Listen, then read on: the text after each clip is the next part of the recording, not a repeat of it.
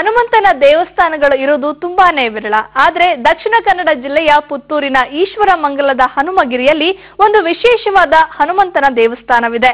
ಇಲ್ಲಿ ಪಂಚಮುಖ ಇರೋ ಆಂಜನೇಯ ಮೂರ್ತಿ ಇದೆ. ಇದು ಜನಶ್ರೀ ಸ್ಪೆಷಲ್ ಹನುಮಾನ್ ಕ್ಷೇತ್ರ. ನಾನು ರೋಹಿಣಿ ಉಳ್ತೂರು.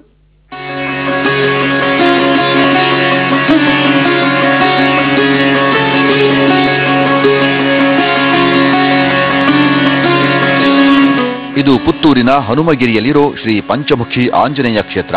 ಇಲ್ಲಿ ಹನುಮಂತನ ಏಕಶಿಲಾ ವಿಗ್ರಹ ಇದೆ. ಈ ವಿಗ್ರಹ ಪ್ರತಿಷ್ಠಾಪನೆಯಾಗಿ ಇನ್ನು 1 ವರ್ಷ ಆಗಿದೆ ಅಷ್ಟೇ. ಆದರೆ ಅಷ್ಟರಲ್ಲೇ ತುಂಬಾನೇ ಖ್ಯಾತಿ ಗಳಿಸಿದೆ.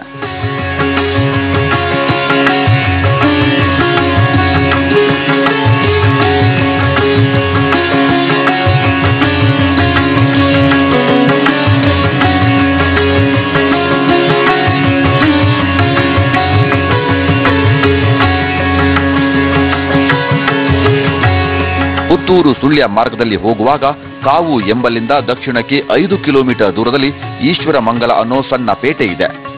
ಇಲ್ಲಿನ ಗಾಢ ಹಸುರಿನ ತೋಟ ಗುಡ್ಡಗಳ ನಡುವೆ ಇರೋ ಹನುಮಗಿರಿಯಲ್ಲಿ ಶ್ರೀ ಪಂಚಮುಖಿ ಆಂಜನೇಯನನ್ನ ಪ್ರತಿಷ್ಠಾಪನೆ ಮಾಡಿದ್ದಾರೆ. ಈ ಮೂರ್ತಿಯ ಪ್ರತಿಷ್ಠಾಪನೆಯಾಗಿದ್ದು ಕಳೆದ ವರ್ಷ ಮೇ ತಿಂಗಳಲ್ಲಿ. ಈ ಮೂರ್ತಿಗೆ ರೂಪು ಕೊಟ್ಟವರು ಕೋಟಿಮೂಲೆ ಗುಣವಂತೇಶ್ವರ ಭಟ್ಟರು. 26 ತಿಂಗಳುಗಳ ಕಾಲ ಶ್ರಮಿಸಿ ಈ ಮೂರ್ತಿಯನ್ನ ಕೆತ್ತಿದ್ದಾರೆ.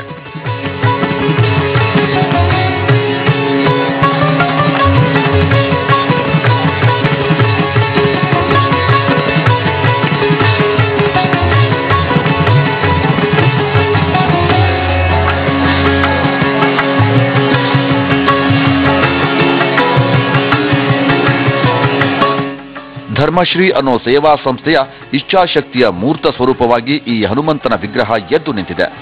11 ಅಡಿ ಎತ್ತರದ ಶ್ರೇಷ್ಠ ಕೃಷ್ಣಶಿಲೆಯಲ್ಲಿ ಕೆತ್ತಿದ ಪಂಚಮುಖಿ ಆಂಜನೇಯನ ಏಕಶಿಲಾ ವಿಗ್ರಹ ಇದು.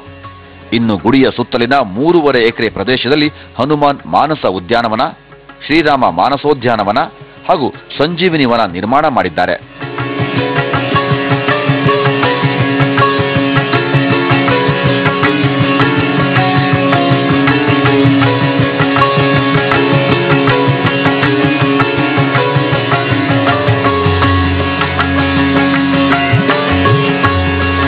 ಇದರಿಂದ ಆಗಾಗ ಜನರು ಬರ್ತಾ ಇದ್ದಾರೆ. ನಾನು ಸಾಧಾರಣ ವಾರಕ್ಕೆ 1-2 ಸರ್ತಿ ಬಂದು ನಮಸ್ಕಾರ ಮಾಡಿ ಹೋಗ್ತೇನೆ, ಏನಾದರೂ ಒಳ್ಳೇದು ಮಾಡ ಅಂತೇಳಿ.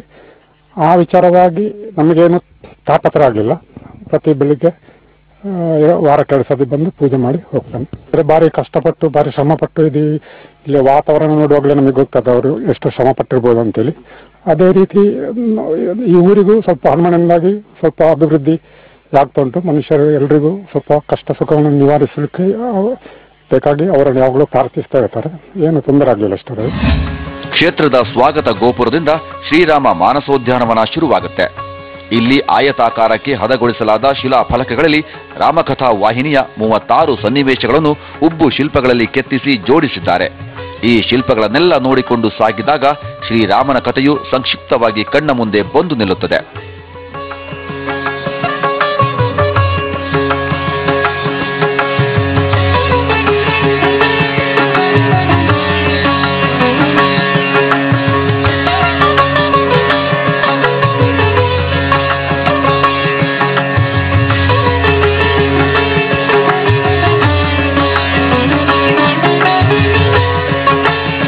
ಹನುಮನ್ ಮಾನಸೋದ್ಯಾನವನ್ನು ಸುತ್ತಾಡಿದಾಗ ಹನುಮನ ಸಾಹಸಗಾಥೆಯ ಪರಿಚಯ ಆಗುತ್ತೆ. ಒಂದೊಂದು ಶಿಲ್ಪ ಕೂಡ ಹನುಮನ ಒಂದೊಂದು ಕಾರ್ಯವನ್ನ, ಸಾಧನೆಯನ್ನು, ಭಕ್ತಿಯ ಕಥನವನ್ನು, ರಾಮನ ಮೇಲಿನ ನಿಷ್ಠೆಯನ್ನು ಪ್ರತಿಬಿಂಬಿಸುತ್ತದೆ. ಇನ್ನು ಪ್ರತಿಯೊಂದು ಶಿಲ್ಪದಲ್ಲಿಯೂ ಕಥೆಯನ್ನ ಸಂಕ್ಷಿಪ್ತವಾಗಿ ಅಡಿಬರಹದ ರೂಪದಲ್ಲಿ ಬರೆದಿದ್ದಾರೆ. ಉದ್ಯಾನವನದ ಶಿಖರದ ಮೇಲೆ ಆಳೆತ್ತರದ ಕೋದಂಡ ರಾಮನೆದುರು ಇರುವ ಭಜಕ ಹನುಮನ ಶಿಲ್ಪ ತುಂಬಾ ಚೆನ್ನಾಗಿದೆ.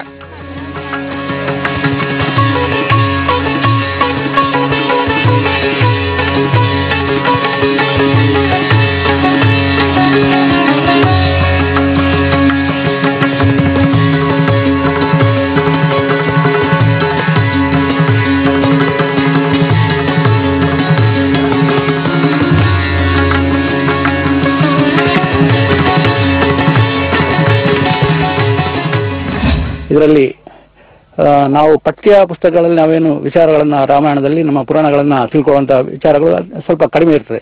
ಅದಷ್ಟೇ ನಮ್ಮ ಮುಂದಿನ ಪೀಳಿಗೆಗೆ ರಾಮಾಯಣದ ಮತ್ತು ನಮ್ಮ ಧರ್ಮದ ಬಗ್ಗೆ ಹೆಚ್ಚಿನ ಮಾಹಿತಿ ಕೊಡೋ ದೃಷ್ಟಿಯಲ್ಲಿ ರಾಮಾಯಣದ ಒಂದು ಪಾರ್ಕನ್ನು ಮಾಡಿದೆ. ಅದೇ ರೀತಿ ಆಂಜನೇಯನ ವಿಶೇಷ ಜೀವನ ಚರಿತ್ರೆಯ ವಿಶೇಷ ಘಟನೆಗಳನ್ನು ರೂಪಿಸುವಂಥ ಗುರುತಿಸುವಂಥ ವಿಶೇಷ ಕಲ್ಲಿನ ಕೆತ್ತನೆಗಳನ್ನು ಈ ಆಂಜನೇಯ ಪಾರ್ಕ್ನಲ್ಲಿ ಅಳವಡಿಸಲಾಗಿದೆ. ಸುಮಾರು 40-45 ಆಂಜನೇಯನ ವಿಶೇಷ ಘಟನೆಗಳನ್ನು ಉಳ್ಳಂಥ ಶಿಲ್ಪಕಲಾ ಕಲೆಯ ಮೂಲಕ ನೈಜ ಶಿಲೆಯನ್ನು ನೈಜ ರೀತಿಯಲ್ಲಿ ಕೆತ್ತಿ ಅದರಲ್ಲಿ ವಿಶೇಷ ಘಟನೆಗಳನ್ನು ರೂಪಿಸಲಾಗಿದೆ. ಸಂಜೀವಿನಿ ವನದಲ್ಲಿ ಅನೇಕ ರೀತಿಯ ಗಿಡಮೂಲಿಕೆಗಳು, ಔಷಧೀಯ ಸಸ್ಯ ಪ್ರಭೇದಗಳನ್ನು ಪೋಷಿಸುವ ಮತ್ತು ಸಂರಕ್ಷಿಸುವ ಕೆಲಸ ನಡೆದಿದೆ.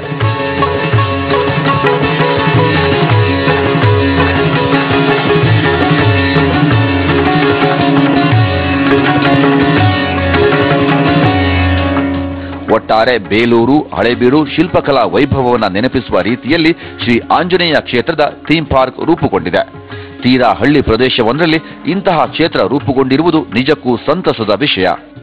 ಪ್ರಾತಃ ಕಾಲದಲ್ಲಿ 7:30ರಿಂದ ಪೂಜಾ ಕಾರ್ಯಕ್ರಮಗಳು ಶುರುವಾಗಿ 9 ಗಂಟೆಗೆ ಮಹಾಮಂಗಳಾರತಿ ಆಗಿ ನಂತರದಲ್ಲಿ ಸಮಸ್ತ ಸೇವೆಗಳು ಕೂಡ ಇಲ್ಲಿ ನೆರವೇರ್ತದೆ. ದೂರದಿಂದ ಬಂದಂತಹ ಭಕ್ತಾದಿಗಳಿಗೂ ಕೂಡ ಇಲ್ಲಿ ಎಲ್ಲ ಸೇವೆಯನ್ನು ಮಾಡುವ ಅವಕಾಶವನ್ನು ಕಲ್ಪಿಸಿದ್ದಾರೆ.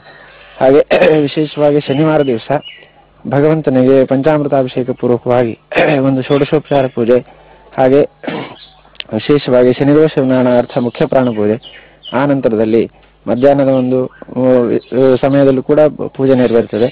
ಹಾಗೆ ಸಾಯಂಕಾಲದಲ್ಲಿ 6:30ರಿಂದ ರಂಗಪೂಜೆ, ರಥೋತ್ಸವ ಸೇವೆ ಹಾಗೂ ವಿಶೇಷ ಸಹಸ್ರ ದೀಪಾಲಂಕಾರವಾಗಿ ಇಲ್ಲಿ ರಂಗಪೂಜೆ ರಥೋತ್ಸವ ಸೇವೆ ನಡೀತಾ ಇದೆ.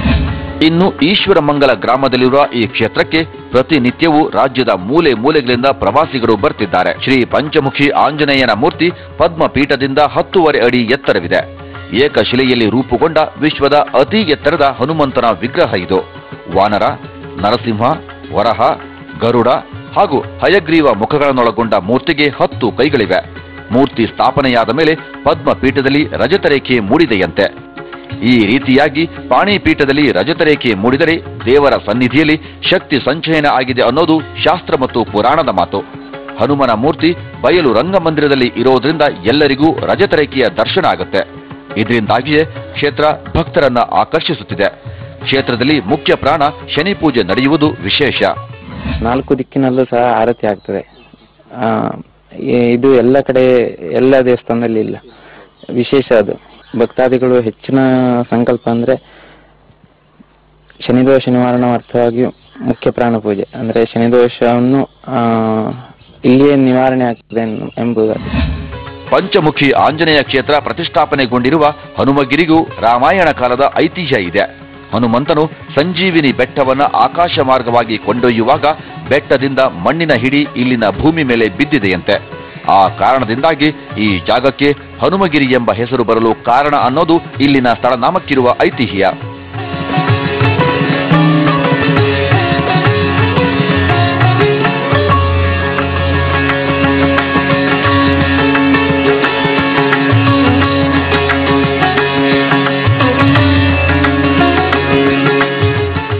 ಸದ್ಯದಲ್ಲೇ ಈ ಉದ್ಯಾನವನದಲ್ಲಿ ಶ್ರೀರಾಮನ ಬೃಹತ್ ಏಕಶಿಲಾ ವಿಗ್ರಹದ ಪ್ರತಿಷ್ಠಾಪನೆ ಕೂಡ ನಡೆಯಲಿದೆ.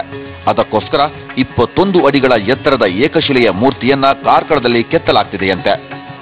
ಉದ್ಯಾನವನದಲ್ಲಿ ಧ್ಯಾನ ಮಂದಿರ, ಅತಿಥಿ ಗೃಹದ ಜೊತೆಗೆ ಮಕ್ಕಳ ಮನರಂಜನೆಗಾಗಿ ಆಟದ ಪಾರ್ಕ್ ಅನ್ನ ಕೂಡ ನಿರ್ಮಾಣ ಮಾಡಿದ್ದಾರೆ. ಅನ್ನಛತ್ರದ ನಿರ್ಮಾಣ ಕಾಮಗಾರಿ ಪ್ರಗತಿಯಲ್ಲಿದೆ.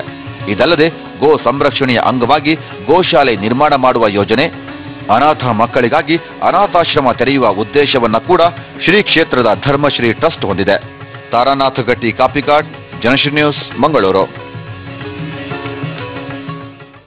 ಇಲ್ಲಿಗೆ ಬರೋ ಪ್ರವಾಸಿಗರಿಗೆ ಸುತ್ತಲಿನ ಪ್ರದೇಶದಲ್ಲಿ ಇನ್ನಷ್ಟು ಧಾರ್ಮಿಕ ಕ್ಷೇತ್ರಗಳು ಸಿಗ್ತವೆ. ಹೀಗಾಗಿ ಬರೋರಿಗೆ ನಿರಾಸೆಯಂತೂ ಆಗೋದಿಲ್ಲ. ಇದು ಜನಶ್ರೀ ಸ್ಪೆಷಲ್ ಹನುಮಾನ್ ಕ್ಷೇತ್ರ. ನಮಸ್ಕಾರ.